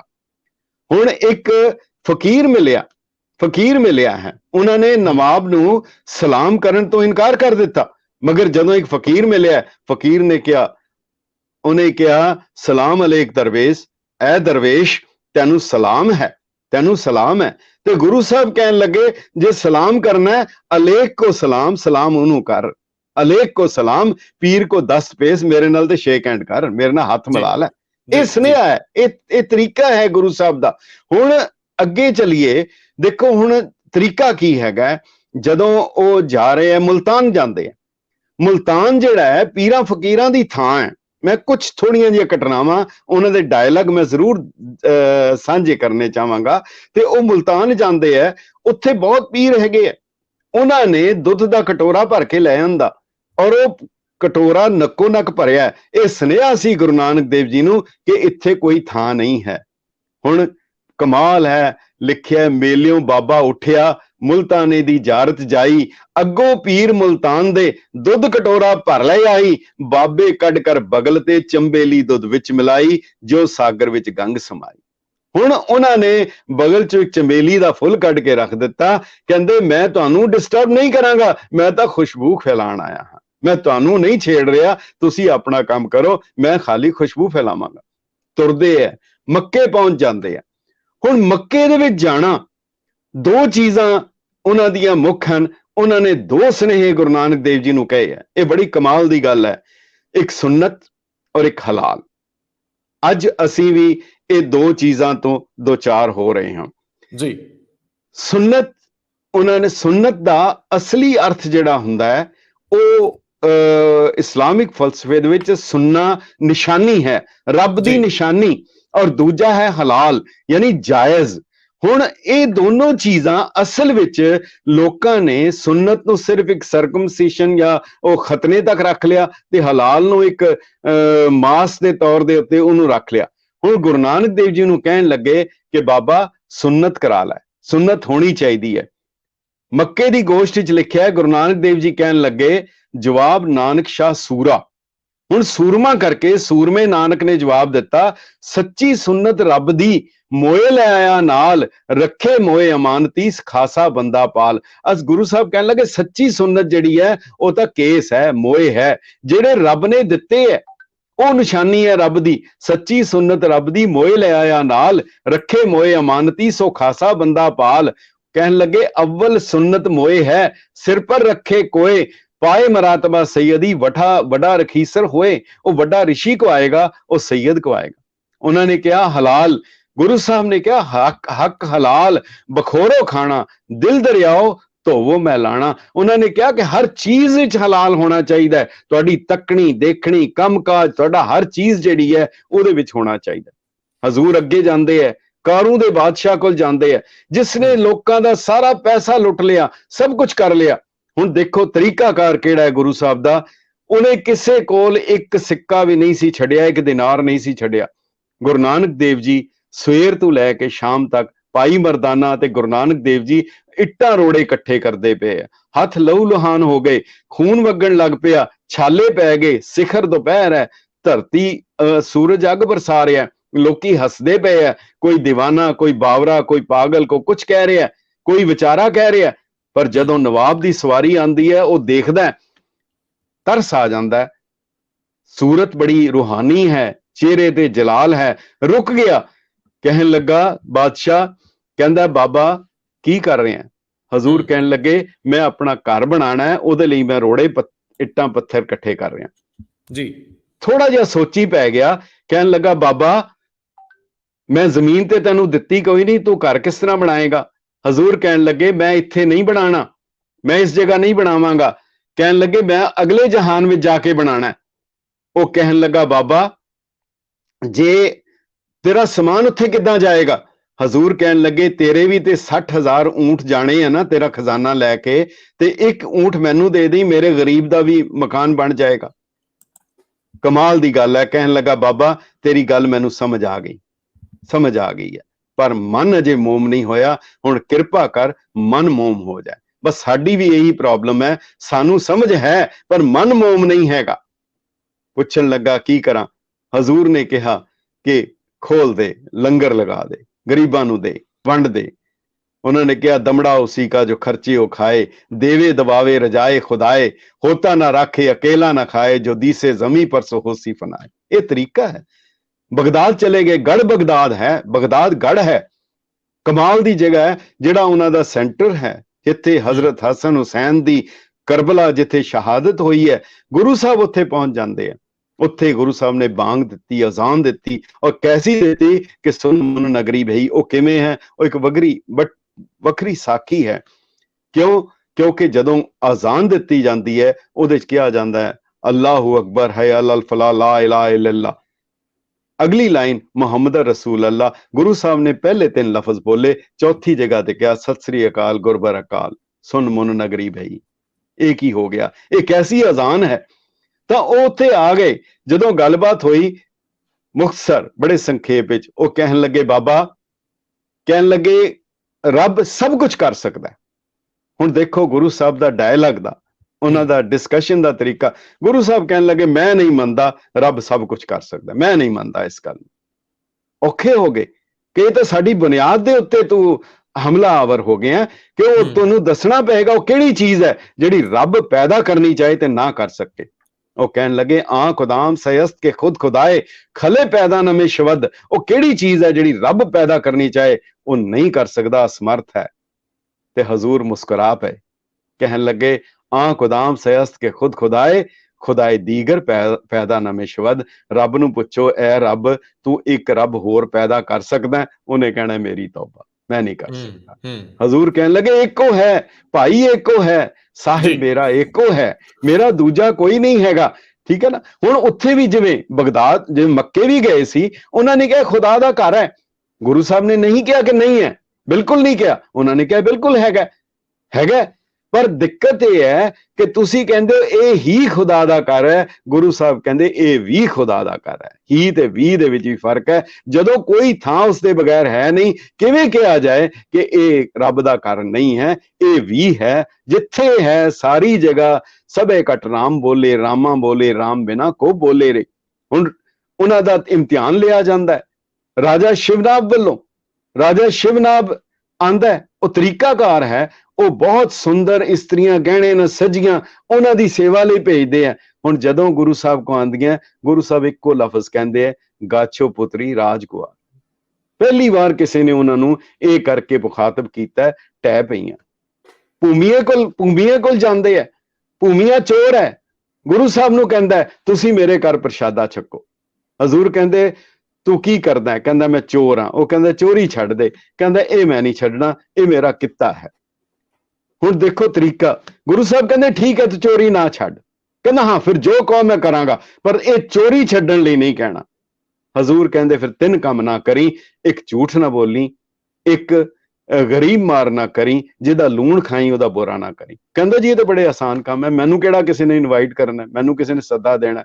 ਮੈਂ ਨਹੀਂ, ਮੈਂ ਗਰੀਬਾਂ ਨੂੰ ਕੀ ਲੈਣਾ, ਮੈਂ ਤੇ ਵੱਡਿਆਂ ਨੂੰ ਲੁੱਟਦਾ, ਮੈਂ ਕਿਹੜਾ ਗਵਾਹੀ ਦੇਣੀ ਹੈ ਜਾ ਕੇ, ਮੈਂ ਉੱਥੇ ਝੂਠ ਨਹੀਂ ਬੋਲਣਾ।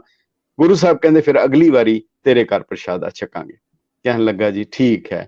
ਹੁਣ ਜੋ ਸਾਖੀ ਹੈ ਉਹ ਕਿਸੇ ਰਾਜੇ ਦੇ ਜਾਂਦਾ ਚੋਰੀ ਕਰਨ, ਉੱਥੇ ਪੁੱਛਦੇ ਆ ਤੂੰ ਕੌਣ ਹੈ? ਕਹਿੰਦਾ ਮੈਂ ਚੋਰ ਹਾਂ।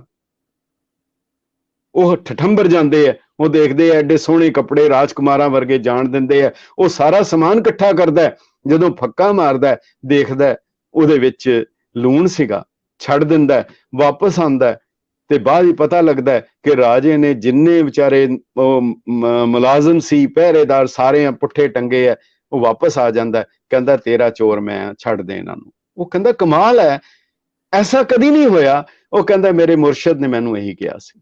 ਕਹਿੰਦਾ ਚੋਰ ਦਾ ਵੀ ਮੁਰਸ਼ਦ ਹੁੰਦਾ? ਕਹਿੰਦਾ ਹਾਂ, ਉਹਨੇ ਮੈਨੂੰ 3 ਗੱਲਾਂ ਸਿਖਾਈਆਂ ਸੀ ਕਿ ਝੂਠ ਨਹੀਂ ਬੋਲਣਾ, ਗਰੀਬ ਮਾਰ ਨਹੀਂ ਕਰਨੀ, ਨਮਕ ਹਰਾਮੀ ਨਹੀਂ ਕਰਨੀ।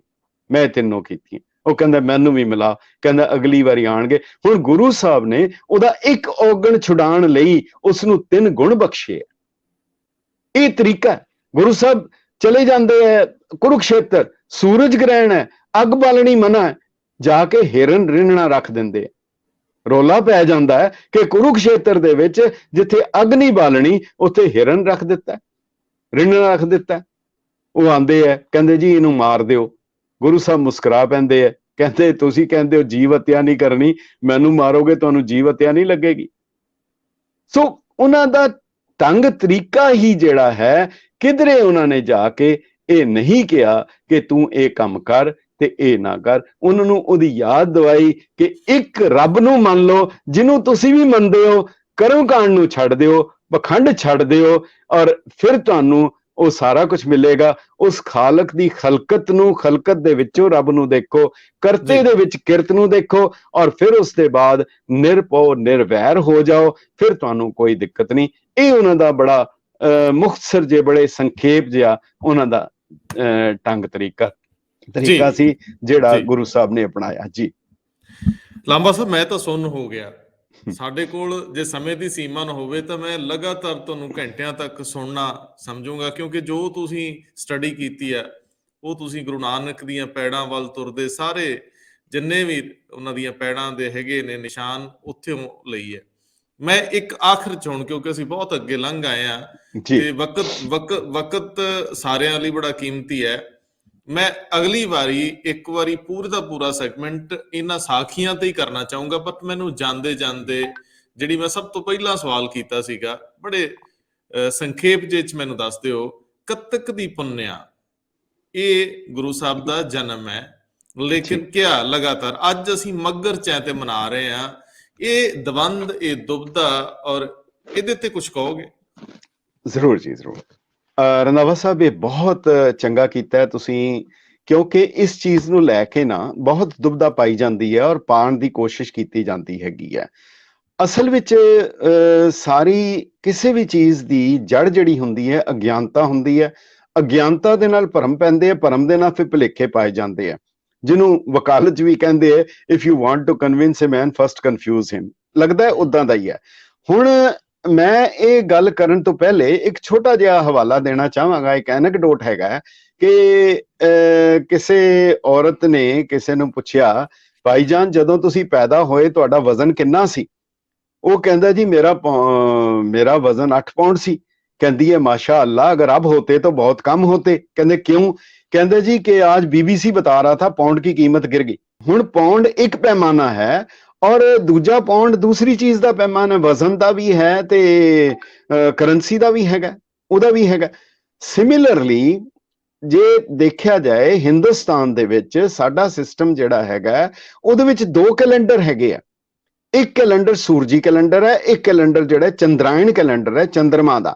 ਜਿਹੜਾ ਚੰਦਰਮਾ ਦਾ ਕੈਲੰਡਰ ਹੈਗਾ ਉਹ ਪੁੰਨਿਆ ਤੋਂ ਬਾਅਦ ਜਿਹੜਾ ਪਹਿਲਾ ਦਿਨ ਹੁੰਦਾ ਹੈ, ਪਹਿਲੇ ਦਿਨ ਤੋਂ ਸ਼ੁਰੂ ਹੋ ਕੇ ਫਿਰ ਅਗਲੀ ਪੁੰਨਿਆ ਤੱਕ ਹੁੰਦਾ ਹੈ। ਇਹਨੂੰ ਚੰਦਰਾਇਣ ਕੈਲੰਡਰ ਕਹਿੰਦੇ ਆ।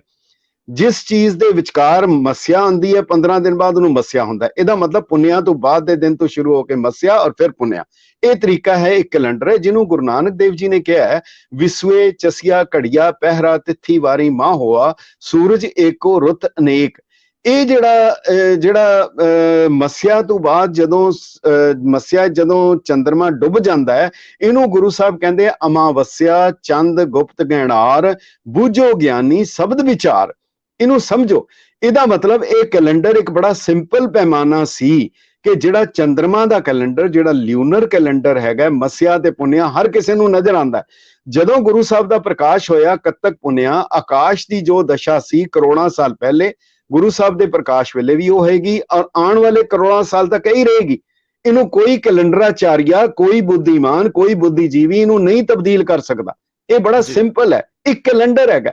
ਸੋ ਜਿੰਨੇ ਧਾਰਮਿਕ ਤਿਉਹਾਰ ਹੈਗੇ ਆ ਹਰ ਮਜ਼ਹਬ ਦੇ, ਭਾਵੇਂ ਉਹ ਨੌਰਾਜ਼ ਉਹਨਾਂ ਦਾ ਈਰਾਨੀਆਂ ਦਾ ਹੈ, ਭਾਵੇਂ ਬੋਧੀਆਂ ਦਾ ਬੁੱਧ ਪੂਰਨਿਮਾ ਹੈ, ਭਾਵੇਂ ਹਿੰਦੂਆਂ ਦਾ ਰਾਮ ਨਵਮੀ ਜਨਮ ਅਸ਼ਟਮੀ ਹੈ, ਜਾਂ ਚੀਨੀਆਂ ਦਾ ਕੈਲੰਡਰ ਹੈਗਾ, ਜਾਂ ਕੋਈ ਵੀ ਕਿਸੇ ਦਾ ਵੀ ਹੈ, ਭਾਵੇਂ ਕੱਤਕ ਪੁੰਨਿਆ ਹੈ, ਪੋਹ ਦੀ ਸੱਤਵੀਂ ਹੈ, ਇਹ ਸਾਰੇ ਜਿੰਨੇ ਗੁਰਪੁਰਬ ਹੈਗੇ ਆ ਧਾਰਮਿਕ ਜਿਹੜੇ ਹੈ, ਭਾਵੇਂ ਈਦ ਹੈ, ਭਾਵੇਂ ਬਕਰੀਦ ਹੈ, ਭਾਵੇਂ ਮਿਲਾਦੁਲ ਨਬੀ ਹੈ, ਉਹ ਸਾਰੇ ਦੇ ਸਾਰੇ ਚੰਦਰਮਾ ਦੇ ਮੱਸਿਆ ਪੁੰਨਿਆ ਦੇ ਵਿਚਕਾਰ ਚੱਲਦੇ ਆ। ਇਹ ਬੜਾ ਸਿੰਪਲ ਹੈਗਾ। ਇਸ ਕਰਕੇ ਇਹ ਕੈਲੰਡਰ, ਇੱਕ ਕੈਲੰਡਰ ਹੋਰ ਹੈ, ਉਹ ਹੈਗਾ ਸੂਰਜੀ ਕੈਲੰਡਰ। ਉਹ ਜਦੋਂ ਸੂਰਜ ਇੱਕ ਰਾਸ਼ੀ ਚੋਂ ਦੂਜੀ ਚ ਜਾਂਦਾ ਹੈ, ਉਹਦੇ ਤੇ ਉਹ ਹੁੰਦਾ, ਉਸਨੂੰ ਸੰਗਰਾਂਦ ਕਹਿੰਦੇ ਆ।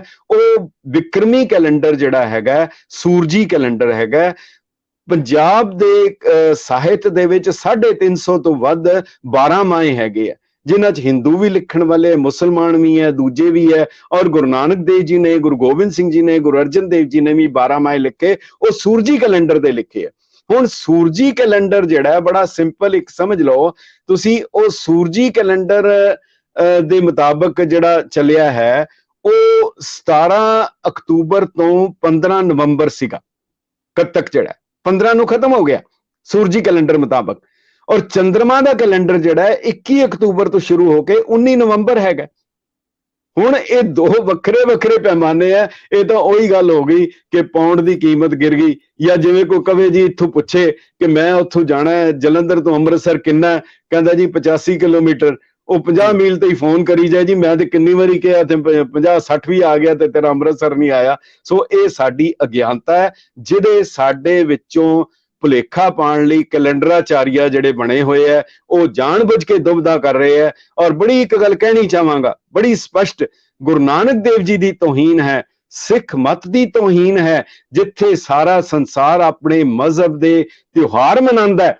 ਜਦੋਂ ਕੋਈ ਤਿਉਹਾਰ ਆਉਂਦਾ ਹੈ ਉਹਨੂੰ ਮਨਾਉਂਦੇ ਆ। ਸਾਡਾ ਕੋਈ ਦਿਨ ਤਿਉਹਾਰ ਆ ਜਾਏ, ਸਾਡਾ ਕੋਈ ਦਿਨ ਆ ਜਾਏ, ਭਾਵੇਂ ਸੰਗਰਾਂਦ ਆ ਜਾਏ, ਮੱਸਿਆ ਆ ਜਾਏ, ਕੱਤਕ ਪੁੰਨਿਆ ਆ ਜਾਏ, ਪੋਹ ਦੀ ਸੱਤਵੀਂ ਆ ਜਾਏ, ਇਹ ਸਾਡੇ ਜਿਹੜੇ ਸਾਨੂੰ ਠੂੰਗਾ ਮਾਰਨ ਵਾਲੇ ਜਿਹੜੇ ਆ, ਇਹ ਉਹਦੇ ਤੇ ਦੁਬਦਾ ਖੜੀ ਕਰਦੇ ਆ। ਔਰ ਇਹ ਜਿਹੜੇ ਆ ਗੁਰੂ ਸਾਹਿਬ ਦੇ ਇਸ ਗੁਰਪੁਰਬ ਦੇ ਵਿੱਚ, ਜਿਸ ਨੂੰ ਭਾਈ ਸੰਤੋਖ ਸਿੰਘ ਜੀ ਨੇ ਕਿਹਾ, ਖੋਰੂ ਪਾਏ ਕੁਬਚ ਕੋ ਪਾਖੇ, ਦੁਖਤ ਕਰਨ ਗੰਦਲੀ ਕਾਖੇ। ਖੈਰ, ਪਰ ਅਸੀਂ ਗੁਰਪੁਰਬ ਮਨਾਈਏ, ਕੱਤਕ ਪੁੰਨਿਆ ਦਾ ਗੁਰਪੁਰਬ, ਸਾਹਿਬ ਸ੍ਰੀ ਗੁਰੂ ਨਾਨਕ ਦੇਵ ਜੀ ਦਾ ਗੁਰਪੁਰਬ। ਆਵੋ ਭੈਣੇ ਗਲ ਮਿਲੋ, ਅੰਕ ਸਹੇਲੜੀਆਂ, ਮਿਲ ਕੇ ਕਰੋ ਕਹਾਣੀਆਂ, ਸਮਰੱਥ ਕੰਤਕੀਆਂ। ਜਿਹੜਾ ਗੁਰਪੁਰਬ, ਜਿਹੜਾ ਦਿਨ ਤਿਉਹਾਰ ਸ੍ਰੀ ਹਰਮੰਦਰ ਸਾਹਿਬ, ਸੱਚਖੰਡ ਸ੍ਰੀ ਹਰਮੰਦਰ ਸਾਹਿਬ ਮਨਾਇਆ ਜਾਂਦਾ, ਅਸੀਂ ਉਸ ਨੂੰ ਮੰਨ ਲਈਏ, ਬਾਕੀ ਸਾਰਿਆਂ ਨੂੰ ਛੱਡ ਦਈਏ। ਇਹਦੇ 'ਚ ਗੁਰੂ ਦੀਆਂ ਖੁਸ਼ੀਆਂ, ਇਹਦੇ 'ਚ ਇੱਕ ਵਾਰ ਫਿਰ ਬਹੁਤ ਬਹੁਤ ਸਾਰੇ ਇਸ ਜਗਤ ਨੂੰ ਵਧਾਈ, ਤੇ ਤੁਹਾਨੂੰ ਖਾਸ ਕਰਕੇ ਤੁਹਾਨੂੰ ਵਧਾਈ ਦੇ ਨਾਲ ਧੰਨਵਾਦ ਵੀ ਤੁਹਾਡਾ ਕਿ ਤੁਸੀਂ ਇਸ ਮੌਕੇ ਦੇ ਉੱਤੇ ਇਹ ਗੁਰੂ ਸਾਹਿਬ ਦੇ ਚਰਨਾਂ ਦੇ ਵਿੱਚ ਇਹ ਕੁਝ ਫੁੱਲ ਅਰਪਣ ਕਰਨ ਦੀ ਤੌਫੀਕ ਜਿਹੜੀ ਮੌਕਾ ਦਿੱਤਾ ਹੈ। ਵਾਹਿਗੁਰੂ ਜੀ ਕਾ ਖਾਲਸਾ, ਵਾਹਿਗੁਰੂ ਜੀ ਕੀ ਫਤਿਹ।